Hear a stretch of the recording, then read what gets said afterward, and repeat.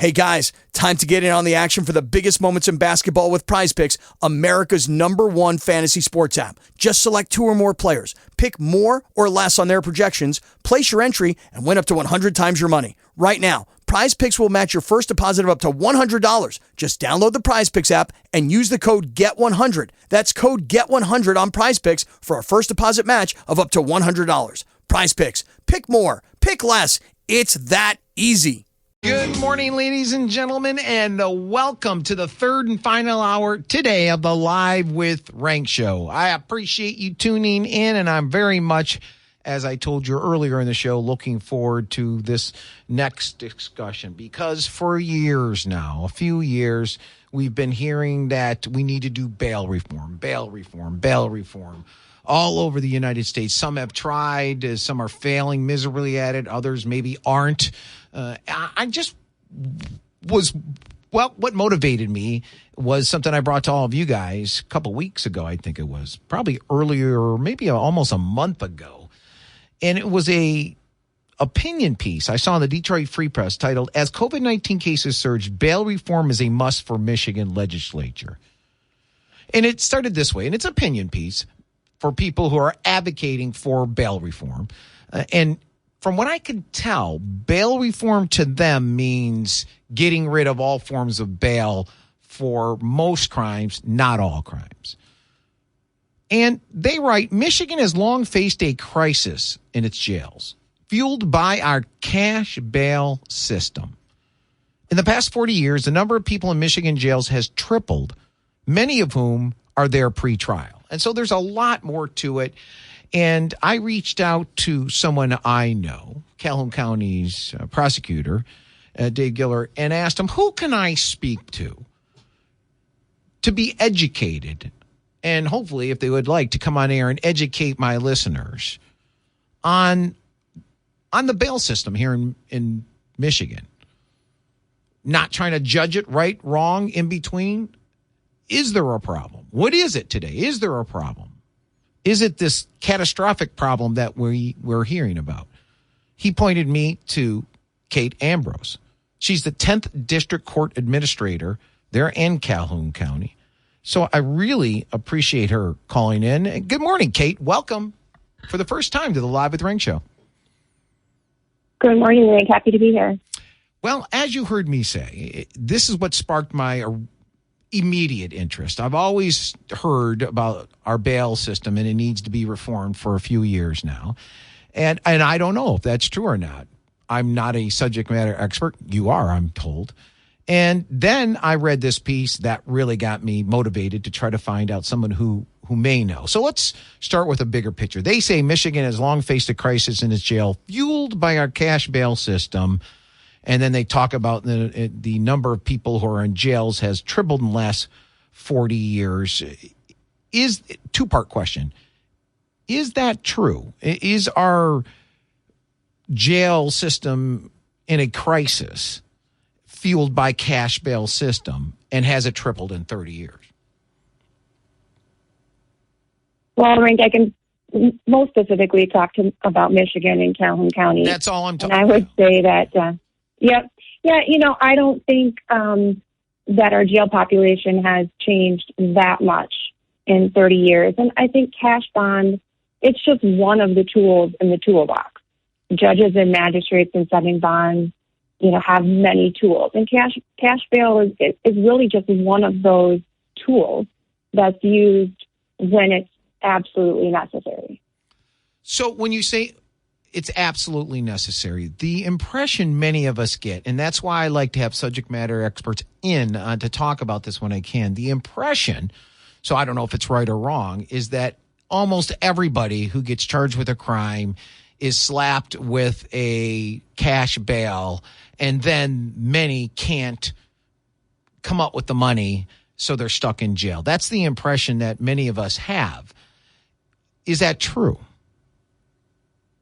It's not true. And I did hear you say earlier, that the perception is if you steal a pencil, your bond is set at $100,000 and you simply can't pay that. But actually, and I hope, if I may, and I hope, I think I said it back then, I was exaggerating to make a point, but that, okay, good. Go ahead.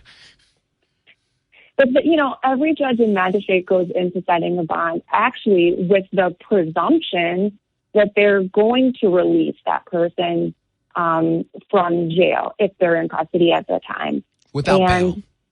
It's without, well, yeah, I mean, and you have the cash bail, and then you have something called personal recognizance, which is they don't post any money. They sign a form indicating that they understand that here are their bond conditions. They have to comply and they have to show up for their next court event.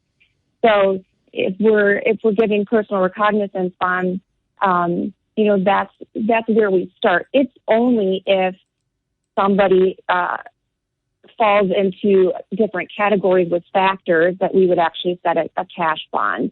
And so every time someone comes before us for an arraignment, we're looking at all this information. Are they currently on probation or parole?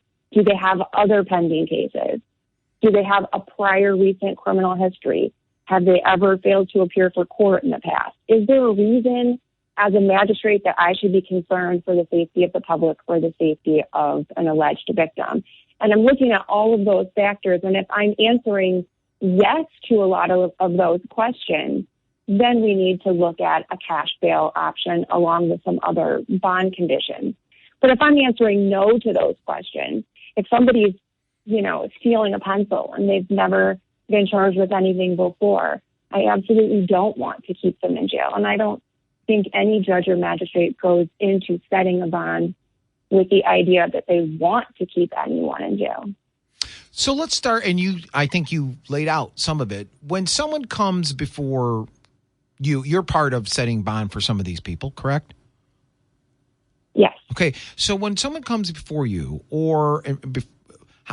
who gets a first stab at it? Let me put it that way. Let's say I'm arrested for something. I'm in jail, and you guys decide what happens next. If you're arrested, let's say you get arrested later today, and you're in custody tomorrow, you will be arraigned at 1:30 in the afternoon with an attorney magistrate, and that magistrate will have information to rely on. So there's a department of the Sheriff's Department called Community Corrections, and they'll come in and they'll interview you and they'll look up your criminal history and then provide the magistrate with a lot of the information that I mentioned earlier. Are you on probation or parole? Mm-hmm. Have you failed to appear? And then at your arraignment, the magistrate then would be the one who sets your initial bond.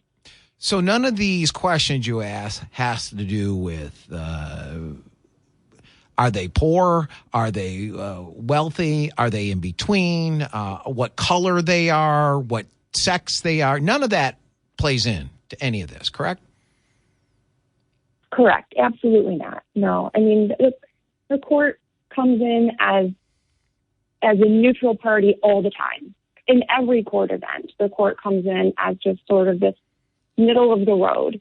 And it's not until, you gather all the information that you're able to make a decision. But it's information where everyone is treated the same, regardless of any type of, status.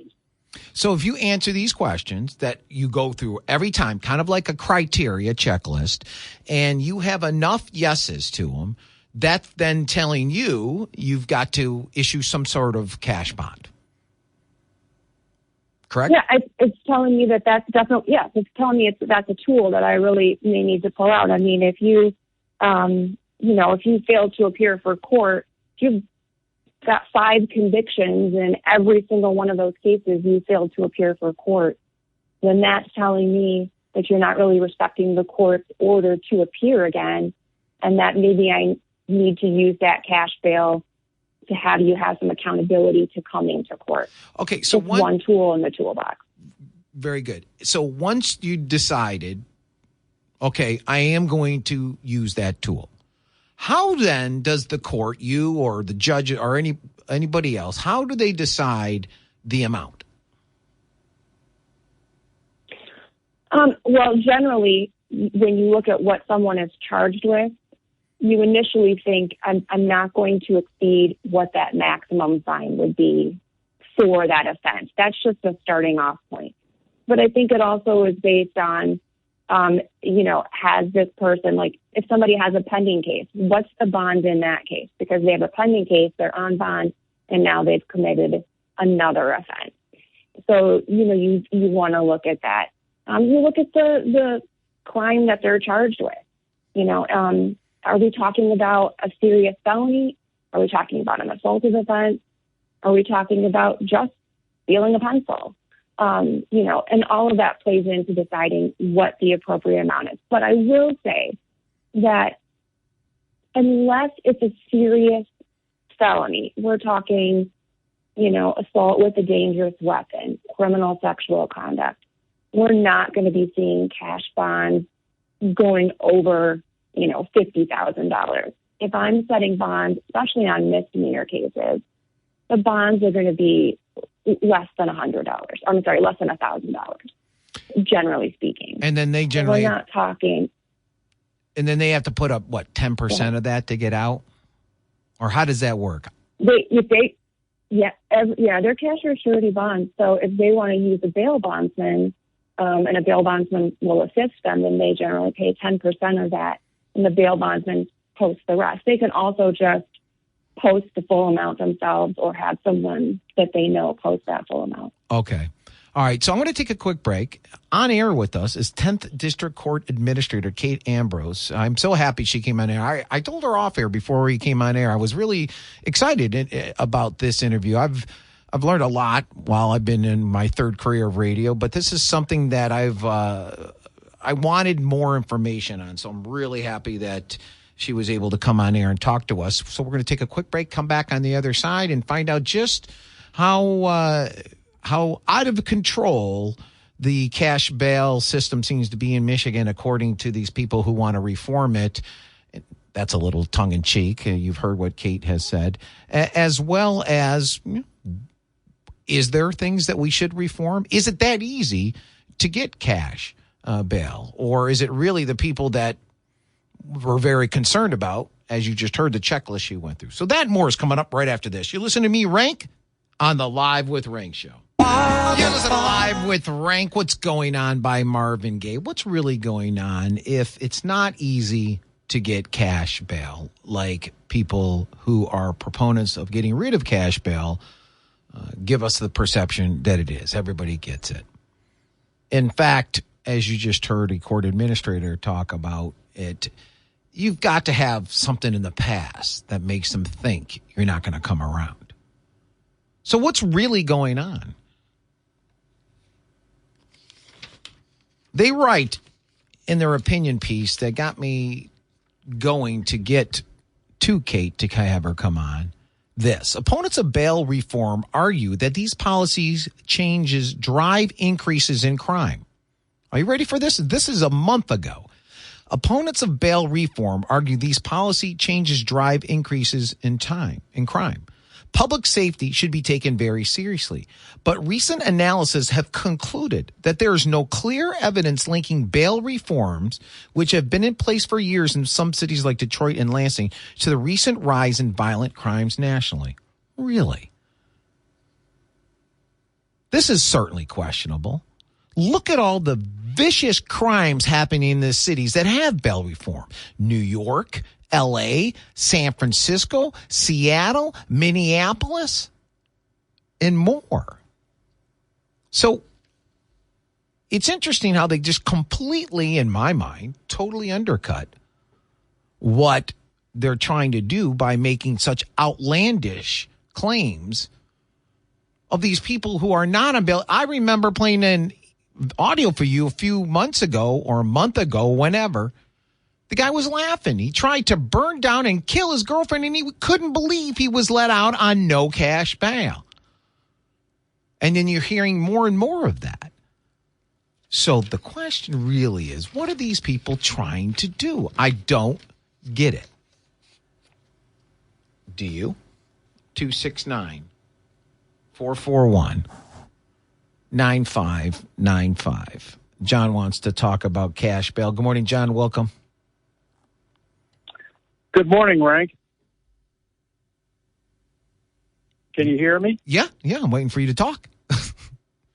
Oh, okay. Yeah. I think one of the aspects that wasn't covered, but I didn't hear it all, so I might be wrong.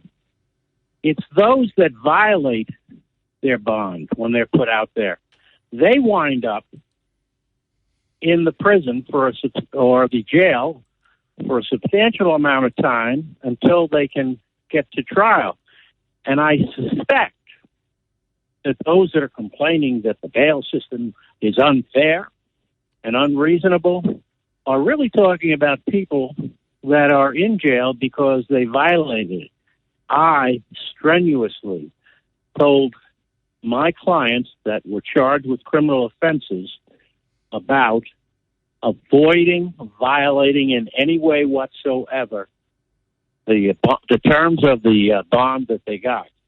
And I had very few violations, but I stressed it because I knew the consequences, and I explained to them the consequences. So what we're really probably hearing from those who want all this bond and bail reform is they're looking at the people that are long-term in the jail awaiting trial, and they're there because they created their own monster for the second time. Right. I think so often what they do is they're looking at what that person may be in jail for that time. It's like the first time they ever got caught for that, when they're not taking into consideration the lengthy rap sheet, the 5 times they didn't show up to court, the breaking of parole, all that in these people's minds, I think, just goes away, and they're focusing on just that single incident and not looking at the behavior prior to that.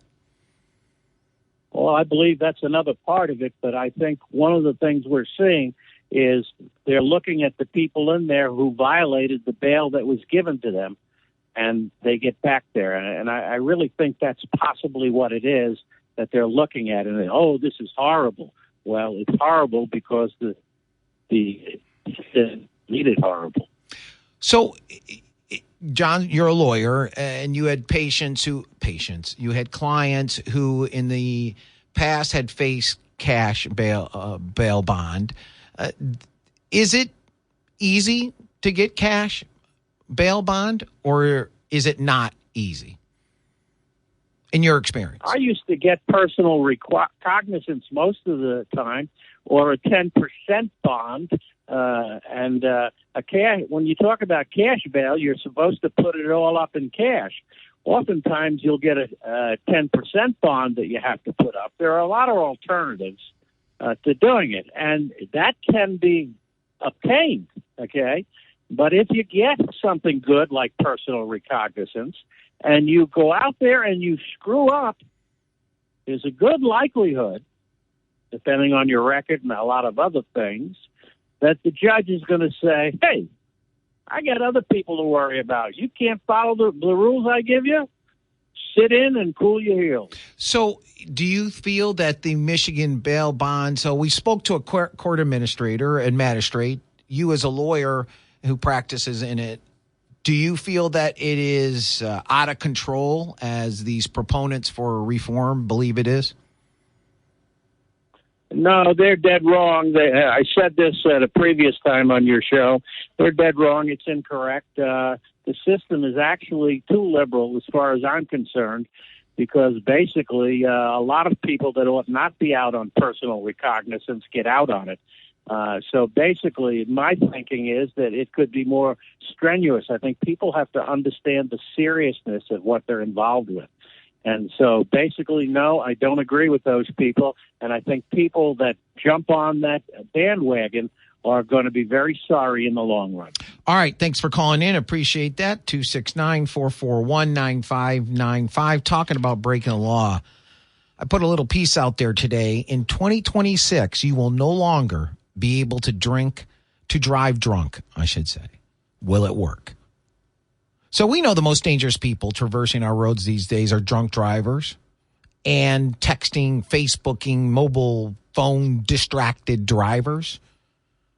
These people are taking the lives of innocent people trying to go just about their day. A new nationwide mandate. I don't know if you knew this. It kind of slipped under the door. Was created when the House and Senate passed Biden signed that massive infrastructure bill. In that bill, there's a provision that calls for all car manufacturers to create and install anti-drunk driving technology in all of their new cars, starting with their 2026 model year. How will they do this? Well, I found a few, and it's in the piece I wrote. Again, you can go to WBCKFM.com or one of the affiliates you're listening to me on's website. Check it out. I'll give you a little bit more information about that. More coming up right after this. You're listening to The Live with Renk Show. You're listening to The Live with Renk Show. I was telling you about this piece I put out there this morning. Little unknown nationwide mandate that was created when the House and the Senate passed that massive infrastructure bill and Biden signed it. And that is, there is a provision that calls for car manufacturers to create and install anti-drunk driving technology in all of their new cars, starting with their 2026 models. So I was thinking, they're just going to get someone else to blow into it, maybe. So here are some other ones I found that are out there than this straight breathalyzers. So they talk about a standard ignition interlock device. You know, that has to do with the breath sample. Well, that's very easy to get around of. Hey, will you blow in this car? I'll give you $20. You would hope people wouldn't do it, but they would. Some probably would. There is an interlock with camera. So Virginia recently updated its statewide interlock requirement through what's called VASAP to mandate that an offender can only use a camera-enabled ignition interlock device.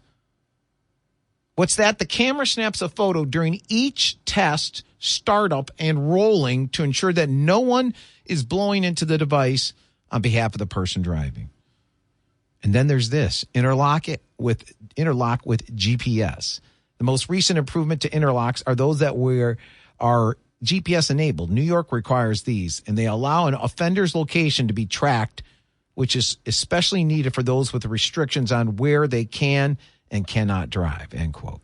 Well, that's still not, I don't know what that does with someone else blowing into it. Because at this point in time, these devices would be either based on breath or blood. And I don't know if I could see blood being used as a testing standard or sample. So I asked the question, is this the next step towards Big Brother monitoring us? If you feel this way, how do we stop these people from drunk driving, harming, and killing innocent people?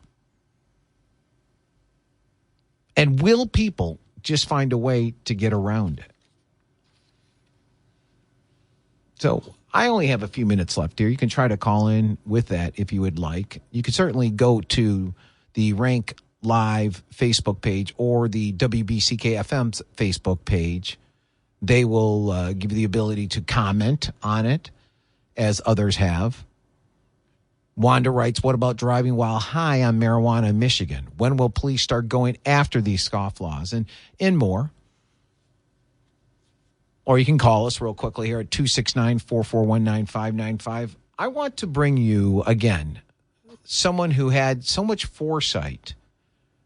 And I guess we can question where we would be today if we had him as president. This is President Trump speaking in front of the UN back in 2018 about Europe's dependency on Russian oil and Russian energy. And they were specifically showing the German delegation, two guys that were there. And at the end, you're going to hear what President Trump said. But then they actually laughed, the German delegation, these two, I guess, ambassadors or whatever they were. Here it is. Reliance on a single foreign supplier can leave a nation vulnerable to extortion and intimidation. That is why we congratulate European states such as Poland for leading the construction of a Baltic pipeline so that nations are not dependent on Russia to meet their energy needs. Germany will become totally dependent on Russian energy if it does not immediately change course. Here in the Western Hemisphere, we are committed to maintaining our independence from the encroachment of expansionist foreign powers. So they panned to the two Germans at the end there, and they were laughing about him saying the reliance on Russian oil. Again, ask yourself why Russia didn't try to take over Ukraine, invade Ukraine during Trump's 4 years. Within months after Biden is seated, they started amassing troops to take over. And now look what they're doing. And Trump warned them back then, and the Germans laughed at him. Here's NBC's Peter Alexander asking a question of Jen Psaki the other day. I'm surprised he asked it. You'll hear him say the word pariah. That means one who's despised or rejected. Listen to this.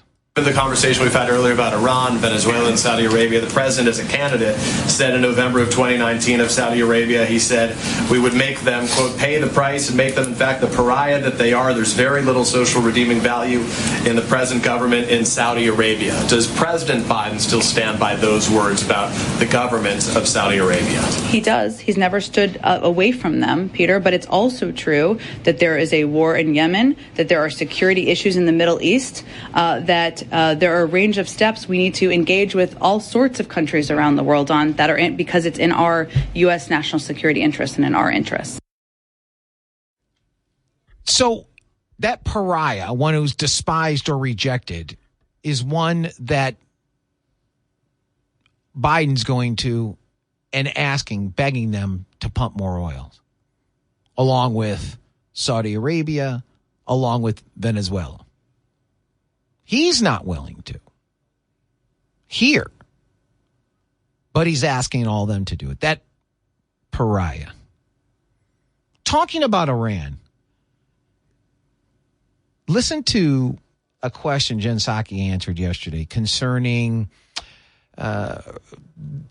people being concerned that Iran will get a nuclear weapon. Again, they keep talking like this agreement they're getting into stops them from getting a nuclear weapon, when all of us with a brain know that after 10 years, they were allowed to do whatever they wanted and acquire a nuclear weapon. So I don't know why these people are allowed to sit there and say every time that it's going to stop them from getting a nuclear weapon when we know that's not true. After 10 years, they can do what they want. And now it would be, I don't even know, 3 years, I think they said.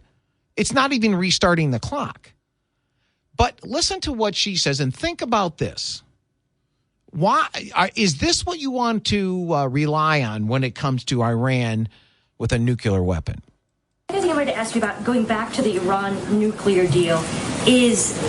My understanding is that Russia is demanding guarantees that sanctions targeting the Kremlin over Ukraine do not hinder its trade with Iran. That would potentially be reopened if this Iran nuclear deal moved forward. Could that throw a wrench in negotiations? And I am curious what the White House's take is overall on Russians trying to put that ultimatum down. Well, again, I think as our Secretary of State said yesterday, we don't believe it has anything to do with our shared goal of preventing Iran from acquiring a nuclear weapon. So you don't see it as a way to potentially, I guess, limit the impact that current sanctions? We don't believe Russia wants Iran to have a nuclear weapon either. We don't believe Russia wants Iran to have a nuclear weapon either. Is that what you want to trust? That they don't believe it? There is so much going on out there these days. So much bad. I'm afraid to leave the station and find out what the gas is today.